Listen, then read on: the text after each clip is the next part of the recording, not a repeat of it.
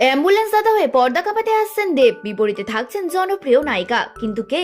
গতকাল মুক্তি পেয়েছে দেবের প্রজাপতি 2, যা নিয়ে ইতিমধ্যে শোরগোল পড়ে গেছে বক্স অফিসে। সিঙ্গেল ফাদারের চরিত্রে তাকে দেখার জন্য ভক্তরা এতদিন মুখিয়েছিলেন।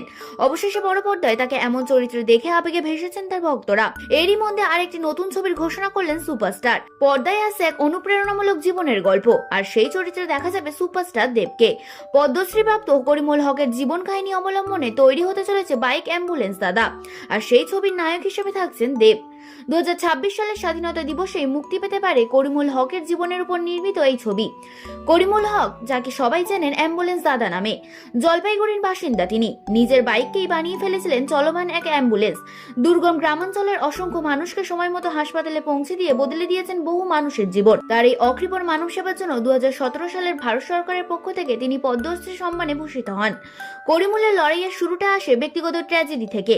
শোনা যায় তার মা সময় মতো অ্যাম্বুলেন্স না পাওয়ায় মারা যান। সেই বেদনায় আজীবন তাকে তাড়া করে বেরিয়েছে। এরপর থেকেই তিনি স্থির করেন তার এলাকায় আর কেউ যেন এই অভিজ্ঞতার শিকার না হন। তাই নিজের বাইককেই বানিয়ে ফেলেন গ্রামবাসীর জীবন রক্ষাকারী যান। আজ তার নামের সঙ্গে যুক্ত হয়েছে হাজার হাজার মানুষের কৃতজ্ঞতা ও আশ্রয়। এর আগেও একাধিক বায়োপিকে অভিনয় করেছিলেন দেব, তবে এবারের বিষয়টি একেবারে সমসাময়িক কোনো কিংবদন্তি ঐতিহাসিক নয়, বরং আজকের দিনের এক সাধারণ অথচ অসাধারণ মানুষের কাহিনী নিয়ে।